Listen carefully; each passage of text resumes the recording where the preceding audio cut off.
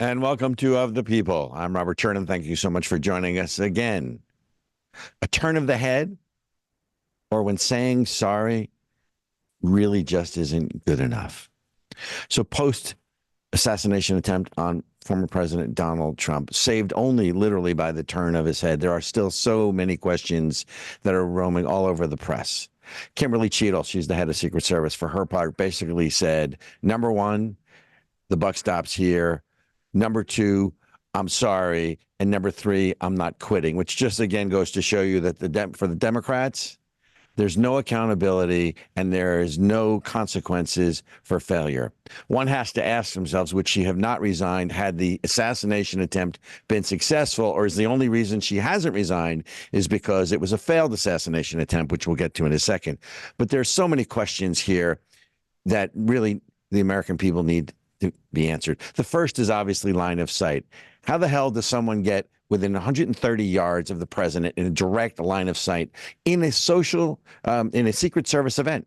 In a Secret Service event, when it's declared a Secret Service event, and that's an official thing like the Republican National Committee, what ends up happening is they secure the area, they sweep it days before, no one gets in or out, and they are responsible for coordinating all security at an event. RNC is like that, Republican National Committee, next month, the Democratic National Committee, they're all like that. So to now say, oh, it was the local police's fault because they dropped the ball, I guess when Ms. Cheadle says that the buck stops here, she wasn't really telling us the truth. So first is really the line of sight. And then the question then becomes, it's 130 yards, and the guy gets off 5 to 8 shots. I've heard different numbers, 5 or 8, but let's go with 5, which is the shorter number. How does he get off 5 to 8 shots before the Secret Service sniper takes them out? Oh, and why, after there was some 3-minute give or take overlap where they had him in their sights, why wouldn't they have taken him out then? The sniper was not given permission to take him out until after he shot. Why was that? I wonder. So, and then where were the drones? In any Secret Service event, there are drones. There's always drones. Where were they? So not only do you have part-time Secret Service agents guarding the former president, who were, I guess, Homeland Security employees, you have no drones. And then obviously the local police officer went up, saw him, and then came back down. Now, I've had people on the ground there. If you look over 130 yards, it's not that far. It's not like they were using a real sniper rifle, right? A sniper rifle, so defined, is really more like an AR-10, which would have a 7.62 load or a 308 load, maybe 800 yards out, or a Creedmoor 6.5. This was an AR-15. This was, in the parlance of rifles and long-range shooting, this is a baseball throw. And if you looked from the stage, you could see him over there. So I don't quite understand this. And everybody's now talking about, oh, the assassination of Robert F. Kennedy, and it's like the Reagan shooting. No, it's nothing like either of those, because Robert F. Kennedy Jr. was assassinated by Sirhan at point-blank range and shot in the back, right? Ronald Reagan was shot by John Hinckley Jr. in the front, almost point-blank range as well. None of those were a long-range shot. The only thing this is similar to was obviously the assassination of John F. Kennedy.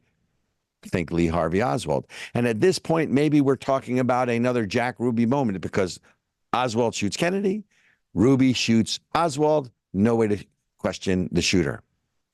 I forget the young kid's name, shoots Donald Trump, and then the snipers take him out afterwards. How convenient. Now you can't ask him any questions either. I'm not saying there's conspiracy, but there's an awful lot of questions here. So here's one of the differences, right? We have social media. Back in those days, we didn't have social media. So it reminds me of a line from Chico Marx of the Marx Brothers, like, who are you going to believe, me or your own eyes? I think most of us are going to believe our own eyes in all of this. But there's 2 other questions here that I really want to ask. Actually, one question. Does anybody really think that this 20-year-old kid outsmarted and outfoxed the Secret Service right in front of the Secret Service when he climbs up the ladder, right in front of the local police, and right in front of the attendees who were pointing that there was someone on the roof? So if anybody thinks that This young kid outsmarted the Secret Service. There's oceanfront property in, I don't know, pick it, Arizona that I'd like to sell you. It's just not possible. And now we have to rely on the FBI to do the investigation. And the problem is at least half the country, probably more, doesn't trust the FBI, and for good reason, to do an independent investigation. Right? These are the same people who promoted Russiagate. These are the same people who denied the Hunter Biden laptop, the same people who raided Trump's residence in Mar-a-Lago for classified documents, the same people who, planted or bugged his campaign office. Now, I'm not saying that this is a cover-up. I'm not even saying this is a conspiracy. What I'm saying is that there are a lot of questions that would lead a reasonable person, and most of the time I try to be reasonable, a reasonable person to be open to that possibility. The country needs to come together on this, but the country's only going to come together on this if we get fair and honest answers to those questions in an independent investigation. But we all know at this point, and if I had my tinfoil hat, I'd put it on. We all know at this point, they're going to determine that the shooter acted alone. Much like they denied, if you remember the shooting at the congressional baseball game where Congressman Steve Scalise got shot by the shooter after he was, I guess they call him a domestic terrorist, but after he responded to Bernie Sanders' violent rhetoric. And the investigation came to, do you remember that one? Suicide by police, meaning that the guy wanted to die and therefore that's what he did. And that's not true. That's crap. So at the end of the day, ladies and gentlemen, a turn of the head, an act of God saved President Trump. And saying you're sorry really isn't good enough. We want answers. We want an honest investigation. And I think the country comes together on that. And the country deserves that. You want to start putting the country back together and uniting the country? Give us an honest investigation. And don't sweep it under the rug and tell me or anybody else that the shooter acted alone. Let the facts speak for themselves. And that's the monologue. And now joining us for the main show, I am so excited to have with us Chris Widener, one of the top 50 motivational speakers in the world. He's got 24 books out there. He is just a force for positive and good. And he has got a lot of different thoughts on the Trump assassination, the divisions within the country, where we go from here. Oh, and by the way, he's also going to be one of our main speakers as Israel Appreciation Day. Chris, thanks so much for joining us. Welcome to Of the People. I thought it was my dashing good looks is why you wanted to have me on. But I will take because I'm a force for good. What are the things that sort of stick in your craw and go, I want that question answered, and that one? Well, I'll tell you, have you guys seen the picture that came out today? Somebody stood in the spot where Trump was. I mean, everything's gone now. They went out to the thing. They stood where he was, and they took a picture of the building. No. I'm shocked Trump didn't see the guy on top of the building. Because, I mean, you can, like, I saw the picture. I was like, my first thought was, because Trump was looking that way, I mean, of course, the guy was kind of crawling, but had he stood up or something, you could have seen the guy on the roof. That's how close this thing was. Right. Pretty crazy. I have a friend who's former Secret Service. He's guarded 4 presidents and former presidents. And we had a very interesting talk. And his thing is we got to kind of sit back and listen to what their explanation is. He said, because they give certain things over to the other agencies that they're working with. And, you know, I put on 7 events a few years ago with 45,000 people in attendance. We had President Trump at 5. We had Mike Pompeo at 2. But that was a closed arena, right? So they shut that thing down for 2 days before, dogs everywhere, and, you know, the whole thing. And then behind the curtains, there was like 30 guys with M16s and full riot gear. And they had the night vision in case the lights went out. I mean, it was pretty powerful kind of, scene back there. But these open deals is really hard. But the thing that just surprises me is there's only 2 buildings you really kind of need to look at. That's right. One was directly to the right as you were looking out. One was directly to the right. And the other was kind of at like 11 o'clock. There wasn't a lot to cover there. It's not like you're going through he's walking down the street through downtown San Francisco where there's dozens of buildings and windows. And So my guess is my first guess is that it was just really, really bad planning and strategy, and they botched it.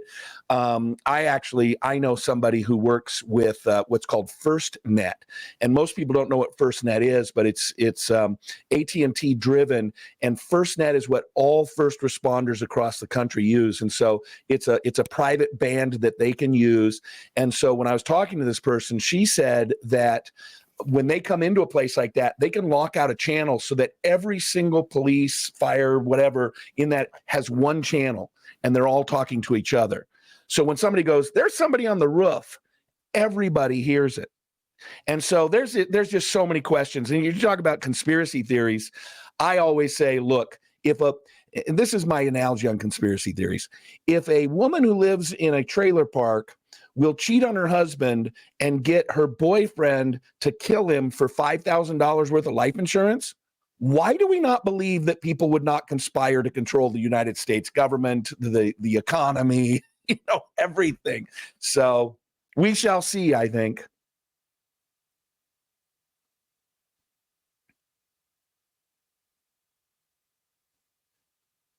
I can't hear Ericka. I see she's talking, but I can't hear her. Oh, good golly. I said, I've got my tinfoil hat on just for this occasion. I appreciate the fact that you spoke to how the comms work, because I was like, you can't tell me that if there's police running around and there's people telling the police there's somebody on the roof, that the Secret Service don't hear that. Are you can you tell, what? And so you've confirmed that's the other thing is from what I've read is the rules of engagement. You can't fire until they fire. And I'm thinking to myself, okay, so wait, well, that's what I've heard. But if you're doing like a rope line and some guy brings a gun out, I think you shoot the guy. If you're dumb enough to pull a gun within 20 feet of the president, you're kind of going to meet Jesus pretty quick, right? I actually suggested that. There's this turn of phrase called suicide by cop. Yeah. Right. Okay. So you know what I'm talking about. People will, for the listeners, if you don't know, people will go out and intentionally commit crimes and do something that will make the police shoot at them so that they are killed. It almost, I mean, there's so much just wrong with the whole scenario that it really is rife for conspiracy theories. Yeah. Yeah. And then, of course, you got the whole thing that it had it been done before the convention, then he hadn't picked his VP yet. I mean, but again, here's the other thing. This is the problem with government lying to the people. Yeah. Eventually the people stop believing you, even if, let's just say it was just really bad planning and they botched it from beginning to end. There's 100 million people in America that kind of go, yeah, I could see them setting him up and trying to kill him. Yeah, I could see the CIA doing that. Absolutely. Without blinking an eye, and they'll just grab their cup of coffee and keep on drinking, right? This isn't like, they're not going, ooh, they're not in some seance somewhere. These are people who are normal, regular people, but they've been lied to for so long. Yes. That they just they'll believe anything. And that's what I've said is literally, there's only so many times Alex Jones can be proven right before you go, well, I don't know, maybe the frogs are gay, and then then they are gay. Or I know I'm being hyperbolic, but let me make a complete sentence here. By Chris. the way, Gay Frogs was the name of my first band I was in. But, kidding. Never been in a band. The post you made about whether or not we can be unified, I thought was very well articulated. And not in a way that's like, like so hyperbolic and ridiculous like some people do, but just really matter of fact. And I wondered if you would share a little bit about that with our listeners. And because we started the episode with talking about how you are Mr. Positivity, right? You are a motivational speaker. Your books are about, improving your life and doing better. Your own personal story is really something is really spectacular. Would you share a little bit why, your opinion on whether or not the right and the left can be unified, and why or why not? Well, and being a doomsday prophet was not my first career choice. It really does not come naturally to me. It doesn't. I hate, in many ways, I hate what I have to say every day. Because it shouldn't be this way, but it's true. And so kind of what I talked about in that video was people say, oh, can we get along? Can we be unified? Do you think we'll ever come back together? And the problem is that for the vast majority of our American history, we have all been under the same generic worldview. We'll call it the judeo-christian capitalistic freedom worldview. Doesn't mean that, Thomas Jefferson wasn't a deist and, it doesn't mean that everybody was Jewish or Christian, but it was the worldview. There is a God and I'm not him, right? Yes. And capitalism and freedom are good and people ought to be rewarded on a meritocracy and those kinds of things. And you bring it like into the 60s. Back in the day, Democrats and Republicans would disagree about, they would agree on where they wanted to go because they were all under the same worldview. But they disagreed on how to get there. Well, you can work through how to get there. And I used the analogy in the video. If you're starting in Seattle and both people agree to go to LA, one might want to go on I-5 and the other might want to go on the 101 or Highway 1, whatever they call it, the coastal one. You both want to go to LA, but you're arguing about how to get there. But if one wants to go to LA from Seattle and the other wants to go to Chicago and Seattle, the two shall never meet. One's going to go on I-5 South, the other's going to go on I-90 East, and they will never meet.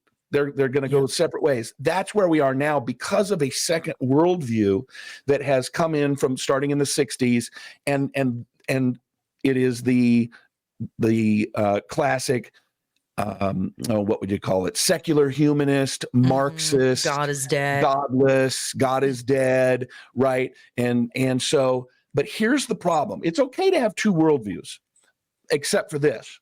Both worldviews see themselves as having a moral imperative. It's not just, hey, we think our way is better. It's we think our way is right. We think our way is good and your way is evil. So this is why, one of the shocking things after President Trump's assassination attempt was these man on the street things where they're talking to people. And then, of course, we see, all these people. There's millions of people that wish he was dead. There's millions of people that are upset that the guy missed. Oh, my gosh. It's been so gross to see that stuff. But it's because they believe he's evil.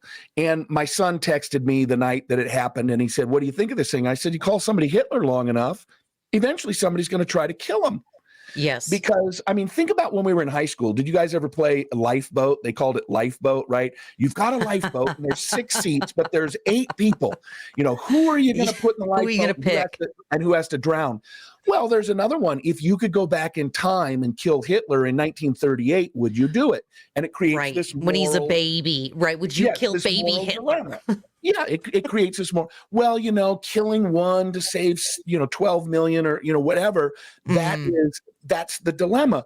And so when you call somebody Hitler long enough, eventually somebody goes, well, hey, I know how to shoot a gun.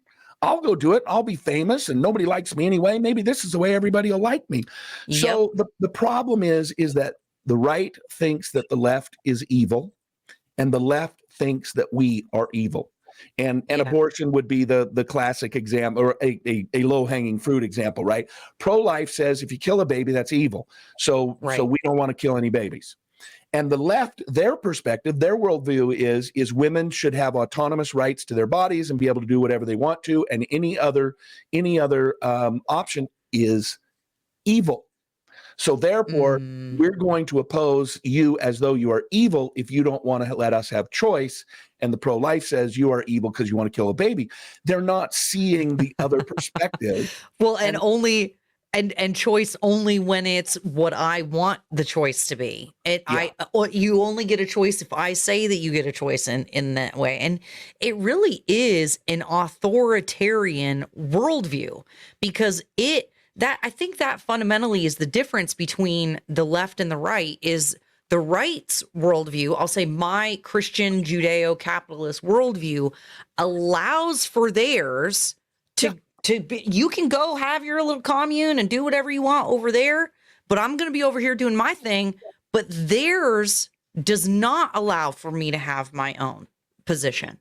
Yeah. Well, and this comes down to the fact that I wrote an article for the Chattanooga, and I live here in Chattanooga. We had the big drag show debate thing here a couple of years ago, and we passed a law in Tennessee that I was very involved in getting passed, where you have to be 18 or over. And so I wrote an article called "How Can Conservatives and the LGBTQ Community Get Along?" And here was my premise. If we accept that the other has the right to believe what they want to believe and do what they want to do. So what I said in the article was, if you're a man and you want to dress up like a woman and dance on tables, just nobody under the age of 18.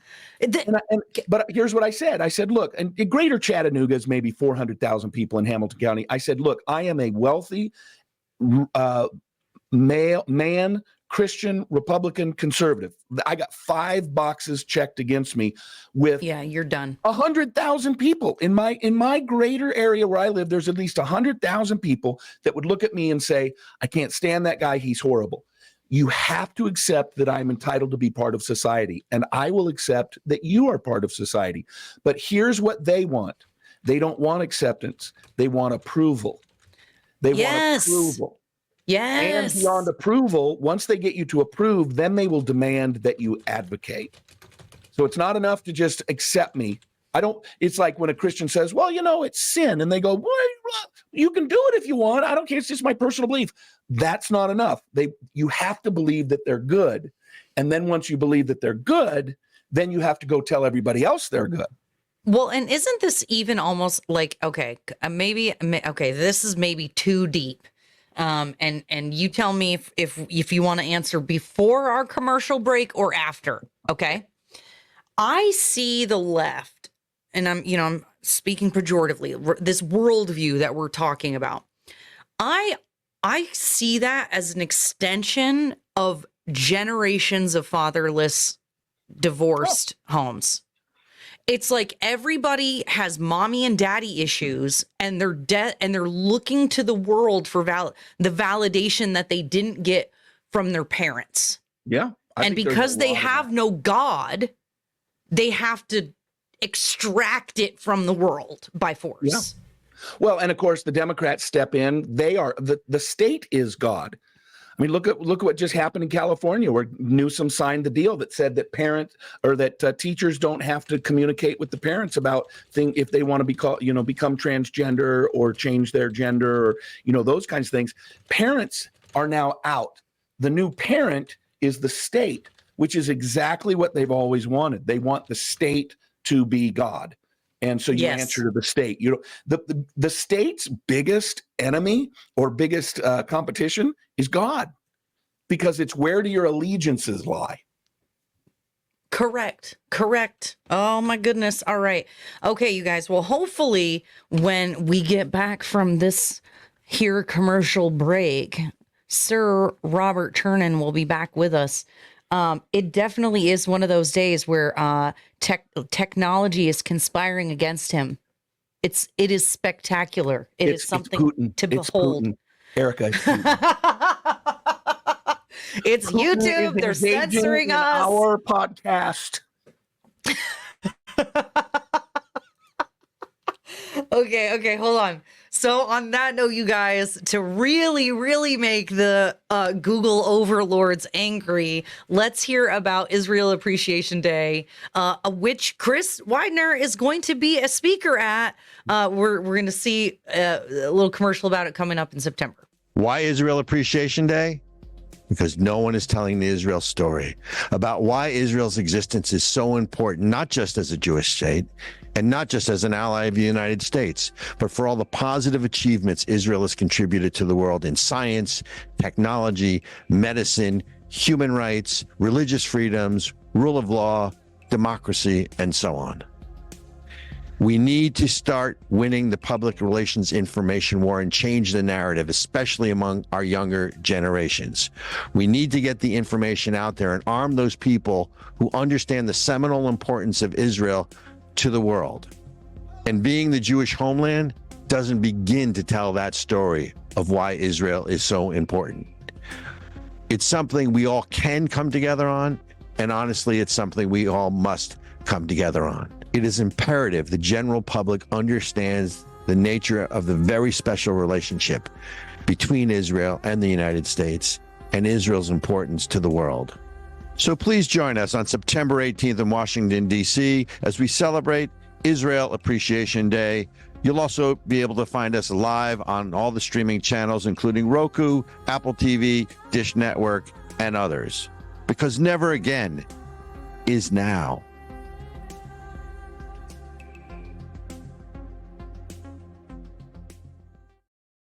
All right, ladies and gentlemen, we are back with Chris Widener, author, speaker. You know what, Chris, you do a bunch of stuff. You are a very interesting fellow. Okay. Why don't you share? I told my wife today, wait, why can't I hear you? Career. Can everybody, is it oh man, is this more tech issues, you guys? Okay, somebody comment. Can you guys hear Chris? Is it just my system? I can hear you. Oh no, good golly, Miss Molly. Can you hear me now? Do.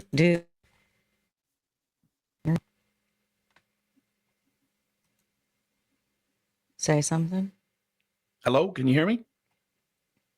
There we go. Hey. Okay. So There we why don't go. you tell everybody about the fancy stuff that you're up to? What's the most exciting thing? What are Well, I you gotta the tell you, most the fun excited thing is about that you're working on? I've had 3 careers. I started out as a pastor. I spent 14 Okay. years as a Oh. pastor, but I was doing motivational speaking while I was a pastor. So Sunday mornings I was preaching, and then Wednesday afternoons I was, speaking at Microsoft or General Electric or Harvard Business School, whatever. Then I left being a Cool. full-time pastor in order to become a professional speaker. And then I ended up involved in politics because my best friend ran for the governor of the state of Washington and lost on the second count. He won the first count, won the second count, lost on the third recount, the closest governor's election in U.S. history. 3 million votes cast. He lost by 129 votes. So now I'm like, I told my wife today, I said, I need a 4th career before I retire. Like, I need one more thing. And I've gotten really into Bobby Flay. So I watch every Bobby Flay show now. And so now I've food like chef. Yeah, like it is. It's totally random, but I'm so into it right now. But so I told my kids, just call me Chrissy Flay. Or Chrissy Slay. Chrissy Slay. That's my new chef name, Chrissy Slay. But no, I am up to some fun things. I've got a great program we're running called the Red Referral Network, which is for conservatives who want to meet together and do business with one another, share business with one another. I'm involved in a group called Share Right, which is a 501c3. It's a health sharing company for conservatives, shareright.org. And so most of what I'm doing now is politics. What was the referral thing? Red Referral Network is the name of it. And Dinesh D'Souza helped start it. And it's similar to a program that a lot of your listeners probably heard of, and many of them maybe have joined. It's called BNI, Business Networking International. They've been around for 30 years. We are essentially Business Networking International, BNI for conservatives, because, Dinesh and I started talking. Yeah, there's the Red Referral Network. Dinesh and I started talking like, why do we continue to give our money to people who hate us? Like, this is what I'm saying. Yes. They're going to take our money that we spend, and a little portion of it's going to go get somebody elected. And that person's going to stand in front of a microphone and say, Chris Widener is a racist, homophobic insurrectionist. And I paid for the message. So, yes. So I want to spend my time, giving my money to conservatives. If I have to choose between a conservative roofer and a liberal roofer, I'm going to go with the conservative roofer. Easy choice. Frankly, even if he's worse than the liberal roofer, I'd probably go with the conservative roofer. You just made my day today, Chris, and here's why. I actually bought a URL. I won't say what I don't know if I can say. It doesn't matter. I bought a URL, and I was like, I'm going to start a networking group for just conservatives. Yeah. And because screw this. What's that, Robert? You can say it. Oh, it's bullcrap. Unwoke networking. It's unwokenetworking.com. Yeah. But I never did anything with it because I was There you are. Jump on board. I'm in. I'm registering. Okay, so that's really cool. And then what was the health insurance thing you mentioned? Well, it's not health insurance. It's what they call health sharing. It basically it is exactly, for the most part, like health insurance. It works like health insurance, but it resides in a 501c3. And so, the top 5 CEOs in health insurance make $20 million a year or more. So this is why health insurance is expensive, because $100 million goes to 5 people before anything ever happens. 5 people get $100 million. So when you put it into a 501c3, the average family of 4 with health insurance pays $2,000 a month. The average family of 4 with us pays $605 a month. So, it's a savings of, $1,400 a month. That's $16,000 a year that people can put right straight into their pockets. And they're not giving their money to woke insurance companies who are doing gender affirming care, which is really child mutilation or abortion. Or forcing experimental treatments on you. Where does your love of Israel come from? I mean, why Israel and why Israel? I love Israel because God loves Israel.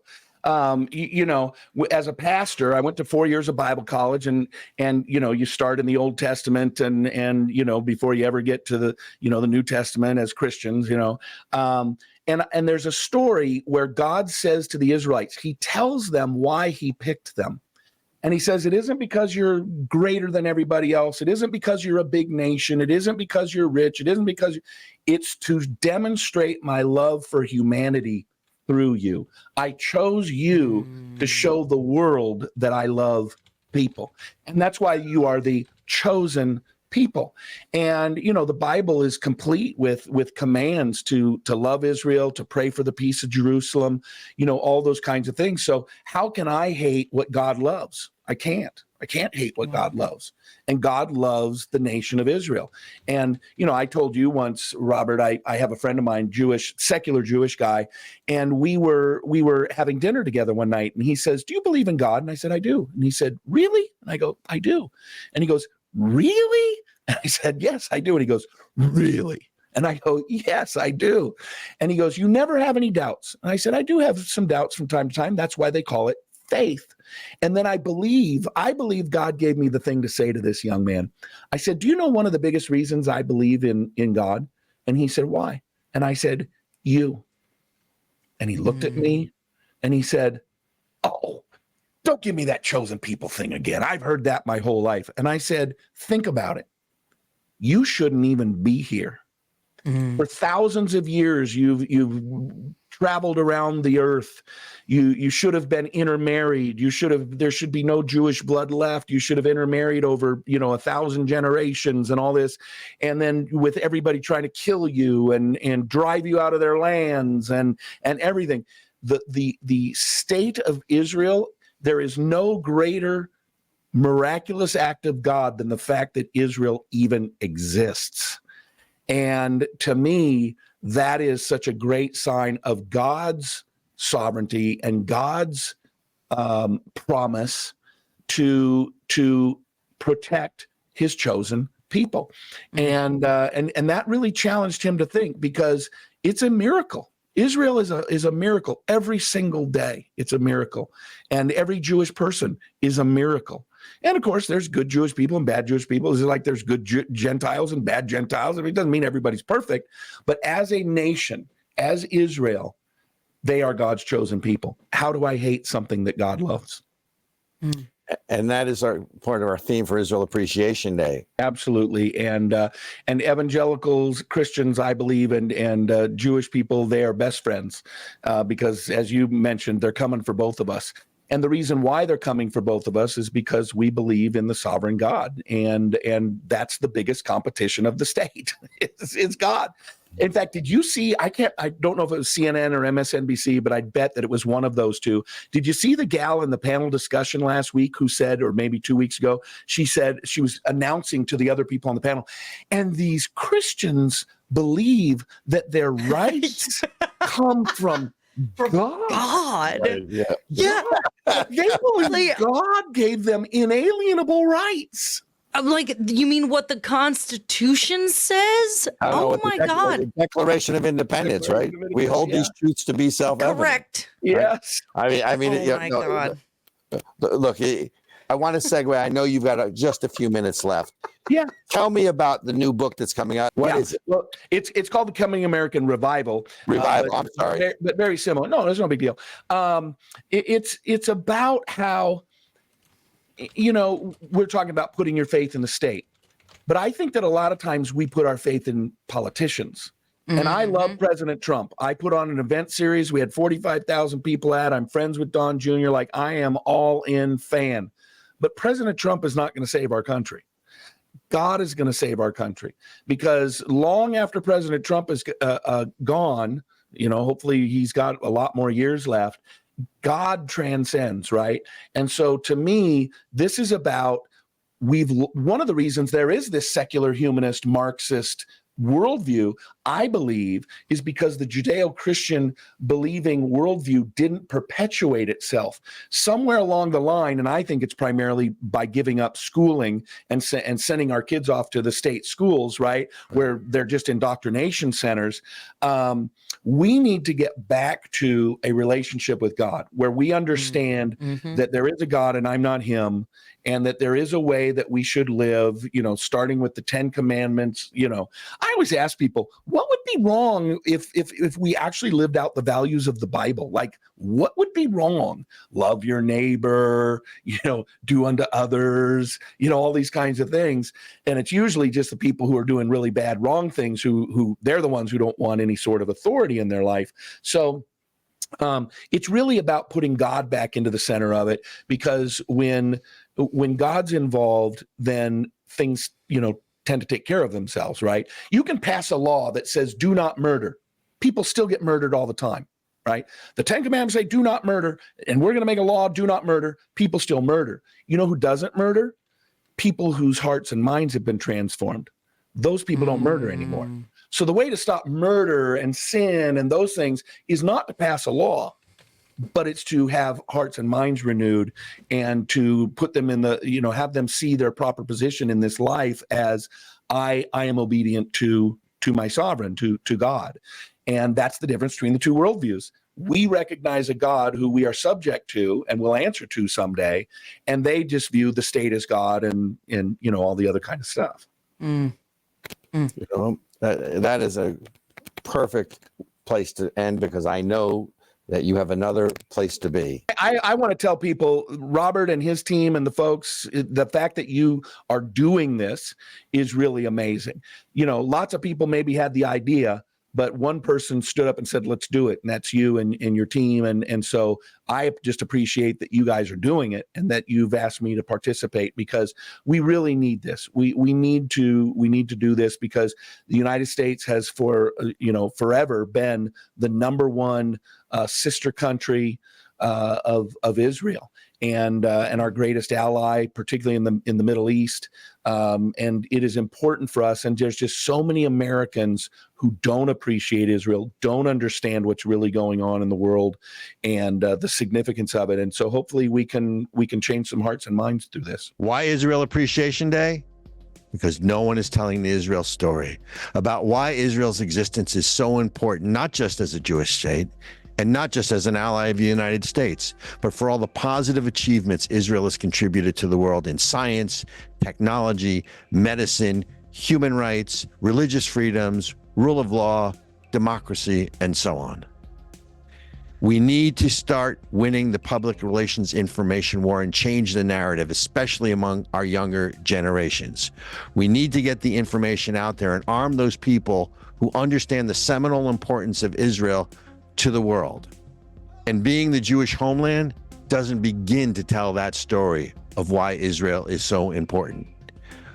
It's something we all can come together on, and honestly, it's something we all must come together on. It is imperative the general public understands the nature of the very special relationship between Israel and the United States, and Israel's importance to the world.